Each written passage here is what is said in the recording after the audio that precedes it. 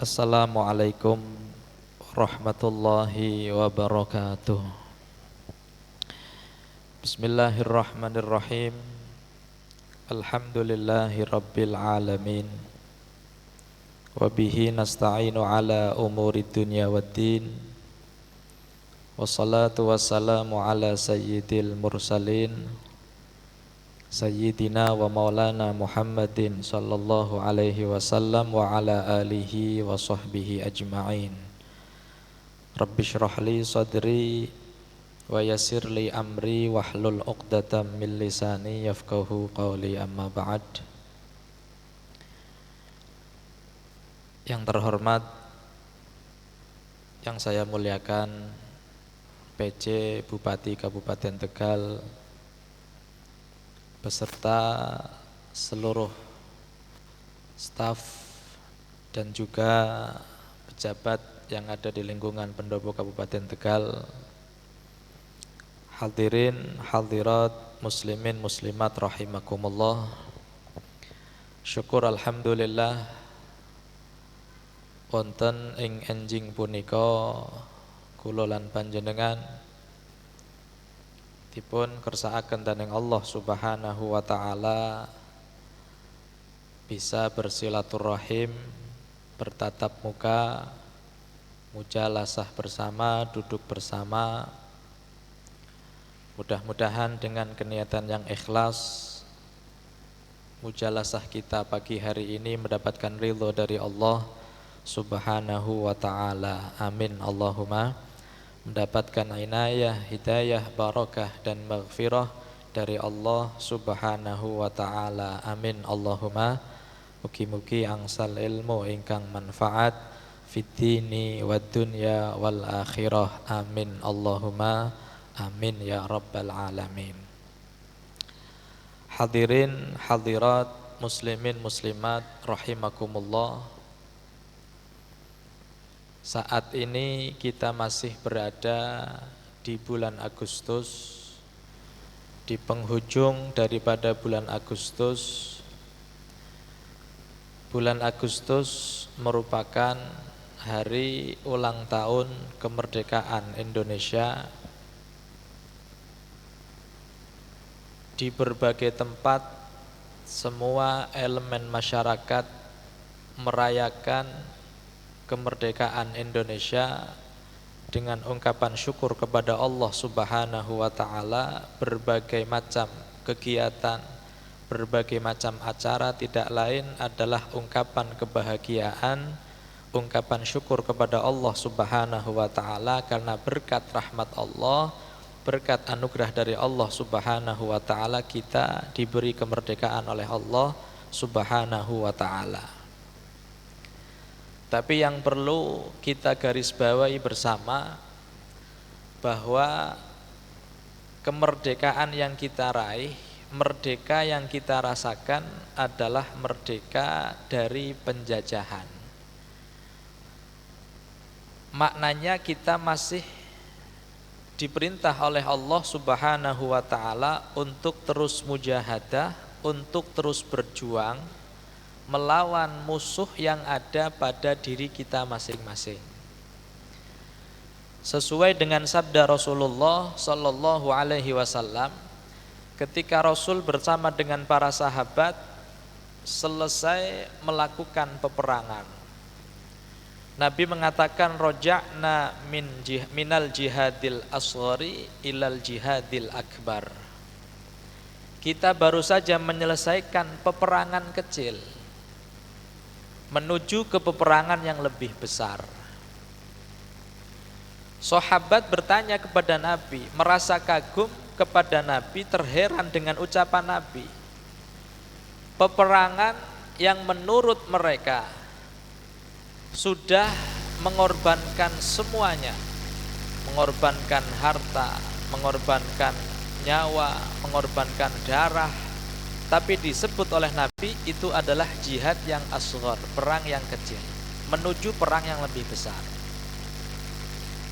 Mereka bertanya, wamal jihadul akbar ya Rasulullah, kemudian apa perang yang lebih besar daripada perang ini?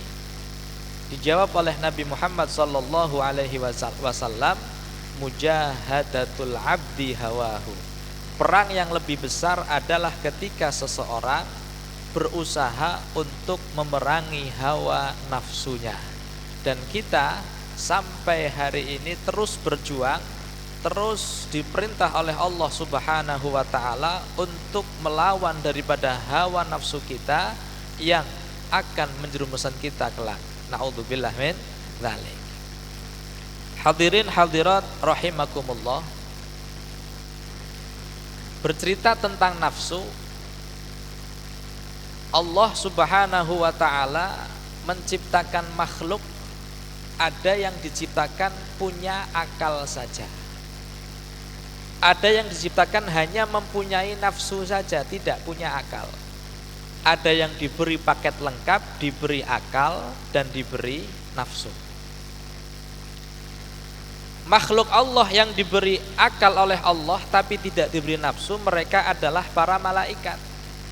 Malaikat ini hanya punya akal saja tapi tidak punya nafsu. Makanya tidak ada istilah malaikat menikah, itu tidak ada.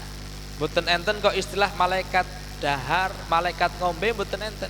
Karena memang malaikat hanya diciptakan punya apa? Punya akal saja. Ada makhluk Allah yang lain yang diciptakan oleh Allah hanya mempunyai nafsu, tidak punya akal. Apa yang diciptakan oleh Allah punya nafsu, tidak punya akal? Al-hayawanat, hewan. Hewan itu hanya punya nafsu, tidak punya akal. Maka tidak ada istilah hewan mempunyai rasa malu. Ngapunten, kita melihat hewan di jalan, dimanapun hewan itu ada. Mereka ngapunten mengejar-ngejar pasangan mereka, dilihat oleh banyak orang. Tidak ada rasa malu. Kenapa? Karena tidak punya akal yang mengontrol. Yang mereka punya hanya nafsu. Nah, ada makhluk Allah yang diciptakan oleh Allah Subhanahu wa taala dengan paket lengkap, yang duweni akal, yang duweni nafsu. Itulah manusia. Kita diciptakan oleh Allah berakal dan ada nafsunya. Tapi kita sebisa mungkin agar akal kita mengontrol nafsu kita, jangan sampai nafsu kita mengontrol akal kita. Ketika manusia akalnya bisa mengontrol nafsunya, maka dia bisa lebih mulia dari malaikat sekalipun. Contoh kecil para anbiya war rusul, utusan-utusan Allah Subhanahu wa taala, mereka adalah manusia, golongan manusia, punya akal dan punya nafsu. Tapi akal mereka digunakan untuk mengontrol nafsu mereka, menjadikan mereka orang-orang mulia, menjadikan mereka orang-orang yang bahkan lebih mulia daripada para malaikat. Karena kita tahu bahwa makhluk Allah yang paling mulia adalah golongan al-anbiya war rusul, nabi dan juga para utusan-utusan Allah, melebihi para malaikat-malaikat Allah. Sebaliknya, ketika nafsu justru mengontrol akal kita, akal kita tertutup oleh nafsu kita, yang dikedepankan hanya nafsu saja. Orang tahu mencuri itu haram, orang tahu berbuat kezaliman itu haram, tapi akalnya tertutup oleh nafsu. Akhirnya apa? Nafsu mengontrol akal manusia, menjadikan manusia lupa dan melakukan hal-hal yang dilarang oleh Allah Subhanahu wa taala, karena nafsunya telah menguasai daripada akalnya. Nah, oleh karena itu kita adalah golongan manusia yang diciptakan oleh Allah Subhanahu wa taala, punya akal dan punya nafsu. Bagaimana sebisa mungkin kita menjadikan akal kita mengontrol hawa nafsu kita. Jangan sampai kemudian kita seperti hewan yang hanya memedulikan nafsu, tidak punya akal. Na'udzubillah min dzalik. Hadirin hadirat muslimin muslimat rahimakumullah. Allah taala menciptakan golongan manusia, ada yang memang diciptakan oleh Allah li ta'atihi wa li jannatihi. Enten golongan manusia yang memang kodratnya diciptakan oleh Allah untuk taat kepada Allah, untuk beribadah kepada Allah, dan memang akan menjadi penghuni surganya Allah Subhanahu wa ta'ala. Siapakah mereka orang-orang yang masuk golongan pertama, diciptakan li ta'atih wa li jannatih? Para al-anbiya, al-mursalin, orang-orang soleh. Mereka selama hidupnya mengabdi kepada Allah, selama hidupnya taat kepada Allah Subhanahu wa ta'ala, dan kemudian kelak di akhirat mereka akan mendapatkan surganya Allah Subhanahu wa ta'ala sebagai balasan dari apa yang mereka kerjakan selama hidup di dunia. Golongan nomor kali, golongan kedua, ada golongan manusia yang diciptakan oleh Allah li jannatihi la li ta'atihi. Selama hidup tidak melakukan ketaatan kepada Allah, selama hidup tidak melakukan ibadah kepada Allah, tapi di akhir umurnya mendapatkan hidayah dari Allah Subhanahu wa ta'ala, beriman kepada Allah, dan orang yang beriman kepada Allah akan mendapatkan surganya Allah Subhanahu wa ta'ala. Ada cerita tentang golongan yang kedua ini. Khalaqahullahu li jannatih la li ta'atih. Di dalam Al-Quran Allah Ta'ala menceritakan satu kisah tentang Nabi Musa alaihi salam. Nabi Musa hidup di zaman Bani Israel, menghadapi satu orang yang berkuasa di masa itu, menghadapi satu orang yang punya masa yang sangat besar di masa itu, yaitu Raja Fir'aun. Permusuhan antara Fir'aun dengan Nabi Musa alaihi salam menjadikan Raja Fir'aun ini mencoba untuk mengalahkan Nabi Musa. Bagaimana caranya? Apapun cara akan dilakukan untuk bisa mengalahkan Nabi Musa. Akhirnya Fir'aun ini mengumpulkan penyihir-penyihir hebat, tukang-tukang sihir hebat di waktu itu, yang kemudian mereka dikenal dengan Saharatu Fir'aun, tukang sihir yang dibayar oleh Fir'aun untuk mengalahkan Nabi Musa alaihi salam. Berkumpullah tukang sihir Fir'aun di istana Fir'aun. Kemudian Nabi Musa dipanggil, diundang untuk melawan tukang sihir Fir'aun. Siapa di antara mereka yang akan menang dan yang akan kalah? Ketika Saharatu Fir'aun sudah berhadapan dengan Nabi Musa, mereka mengatakan dalam Al-Quran, Allah Ta'ala menghikayahkan, qalu ya Musa imma antulqiya wa imma an nakuna nahnul mulkin. Wahai Nabi Musa, ayo siapa dulu yang akan mulai? Sampean dulu yang akan mulai. Imma antulqiya, dengan melemparkan senjata sampean, wa imma an nakuna nahnul mulkin, atau kami akan memulai dulu. Dijawab Nabi Musa, qala alqu, lakukan kalian, mulailah kalian dahulu, perlihatkan seperti apa ilmu kalian, seperti apa tipu daya kalian, seperti apa sihir kalian. Qala alqu, lemparkan senjata kalian. Falamma alqau saharu a'yunan nasi wastarhabuhum waja'u bisihrin azim. Ketika mereka sudah melemparkan alat-alat mereka, senjata mereka, mereka kemudian saharu a'yunan nas, manusia yang hadir waktu itu, yang melihat, yang menonton pertunjukan waktu itu terhipnotis, tersihir dengan apa yang ada di hadapan mereka. Dengan tambang-tambang daripada Sahara Fir'aun berubah menjadi ular.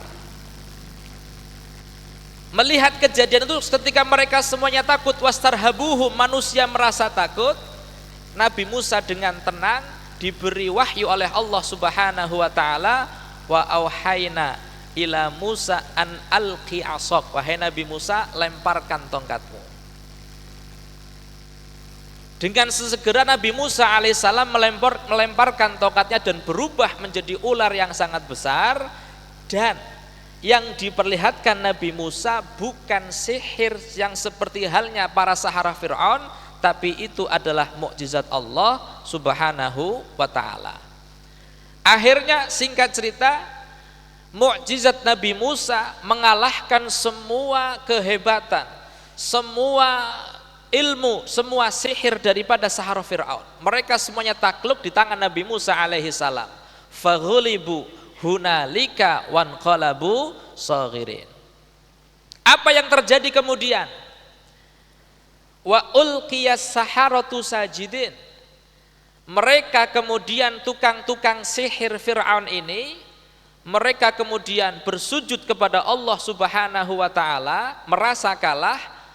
Qalu amanna birabbil alamin Rabbi Musa wa Harun. Mereka kemudian mengikrarkan keimanan mereka kepada Allah, mengikrarkan keimanan mereka kepada Nabi Musa alaihissalam bahwa Nabi Musa adalah utusan Allah subhanahu wa ta'ala. Setelah itu mereka kemudian dihukum oleh Fir'aun dan mati dalam keadaan beriman kepada Allah subhanahu wa ta'ala.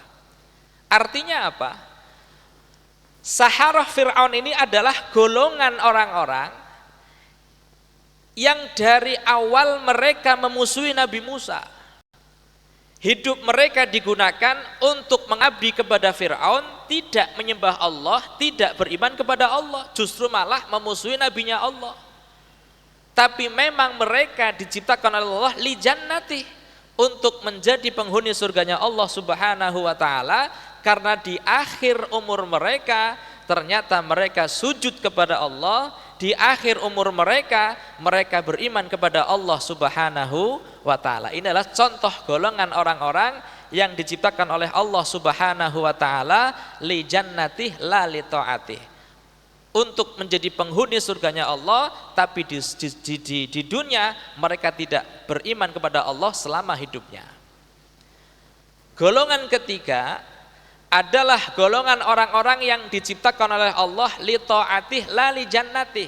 Sebaliknya cerita Fir'aun, selama hidup melakukan ketaatan, selama hidup melakukan kebaikan, selama hidup beribadah kepada Allah subhanahu wa ta'ala, tapi na'udzubillah di akhir umurnya dia mati dalam keadaan kafir. Na'udzubillah min dzalik.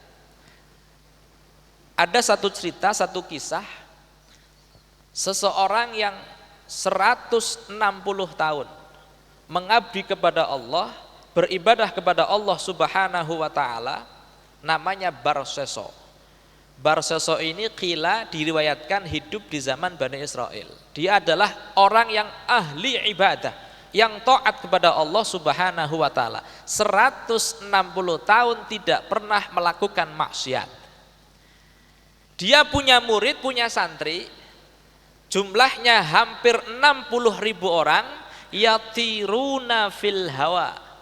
Murid-muridnya ini bisa terbang, orang-orang hebat.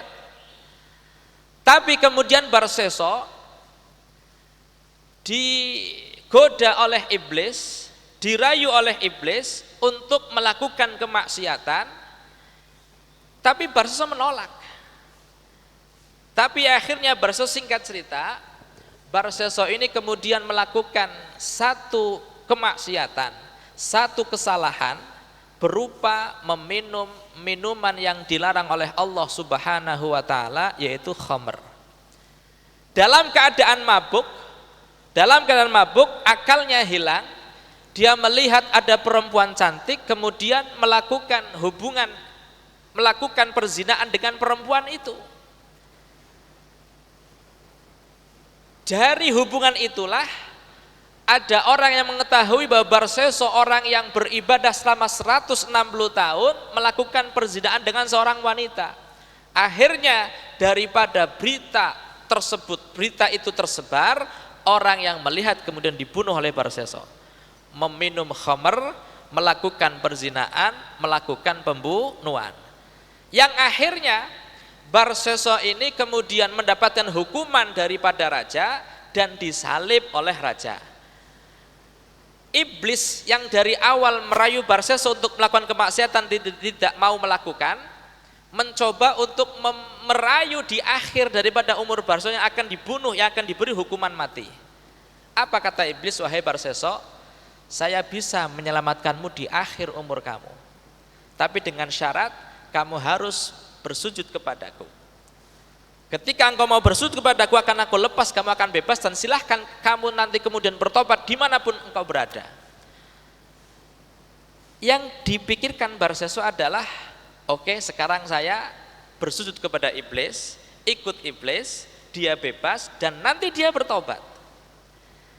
Tapi dia tidak sadar bahwa Allah Subhanahu wa ta'ala kapan saja bisa mencabut nyawa daripada manusia. Di tengah-tengah Barseso mengiyakan rayuan iblis untuk bersujud kepada iblis, di saat itulah Allah Ta'ala mencabut nyawa daripada Barseso. Artinya Barseso mati dalam keadaan su'ul khatimah, mati dalam keadaan menyembah iblis. Maknanya Barseso termasuk sebagai ibrah daripada kita, pelajaran untuk kita semua. Dia diciptakan oleh Allah Subhanahu wa ta'ala 160 tahun tidak pernah bermaksiat, tidak pernah melakukan kesalahan, tapi memang dia hanya diciptakan li taati la li jannati, bukan untuk menjadi penghuni surganya Allah Subhanahu wa ta'ala. Yang terakhir, golongan manusia yang memang diciptakan oleh Allah tidak untuk beribadah dan tidak untuk menjadi penghuni surganya Allah Subhanahu wa ta'ala. Di dunia mereka tidak menyembah Allah dan mati dalam keadaan kufur, naudzubillah min dzalik. Nah, kita semua adalah golongan orang-orang, golongan manusia yang sampai hari ini diberi kesempatan oleh Allah Subhanahu wa ta'ala untuk terus taat kepada Allah, untuk terus menyembah Allah, untuk terus beribadah kepada Allah Subhanahu wa ta'ala. Dan harapan kita semua, kita mati dalam keadaan husnul khatimah, kita mati menjadi penghuni surganya Allah Subhanahu wa ta'ala. Mudah-mudahan kita semua diberikan umur yang panjang oleh Allah Subhanahu wa ta'ala, diberikan keimanan Islam oleh Allah Subhanahu wa ta'ala, dan mati dalam husnul khatimah. Amin Allahumma amin ya rabbal alamin. Bismillahirrahmanirrahim. Alhamdulillahi rabbil alamin. Hamdan na'imin, hamdan syakirin, hamdan yuafi ni'amakum mazidah. Ya rabbana lakal hamdu kama yanbaghi li jalali wajhika wa 'azimi sultanik. Allahumma shalli wa sallim ala sayyidina Muhammadin fil awwalin, wa shalli wa sallim ala sayyidina Muhammadin fil akhirin, wa shalli wa sallim ala sayyidina Muhammadin fi kulli waqtin wa hin, wa shalli wa sallim ala sayyidina Muhammadin fil malail a'la ila yaumiddin, wa shalli wa sallim ala sayyidina Muhammadin hatta tarsa Allah malaiha wa anta khairul warithin. Allahumma inna nas'aluka al-afwal afiyah wal mu'afata ad-daimah fid dini wa dunyal akhirah. Allahumma hdina bihudak waj'alna mimman yusari fi ridhak wa la tuwallina waliyan siwak wa la taj'alna mimman khalafa amraka wa 'asak. Wa hasbunallahu wa ni'mal wakil wa la haula wa la quwwata illa billahil aliyyil azim. Wa sallallahu ala sayyidina Muhammadin wa ala alihi wasallam. Alhamdulillahi rabbil alamin. Bisirril Fatihah. A'udzu billahi minasy syaithanir rajim. Bismillahirrahmanirrahim. Alhamdulillahi rabbil alamin. Arrahmanir rahim. Maliki yaumiddin. Iyyaka na'budu wa iyyaka nasta'in. Ihdinas siratal mustaqim. Siratal ladzina an'amta 'alaihim ghairil maghdubi 'alaihim waladdallin. Rabbighfirli wa li walidayya. Amin. Hadirin hadirat rahimakumullah, demikian apa yang bisa saya sampaikan. Kalau lebihnya mohon maaf yang sebesar-besarnya. Mudah-mudahan apa yang saya sampaikan bermanfaat fid din wal akhirah. Amin Allahumma minkum. Assalamualaikum warahmatullahi wabarakatuh.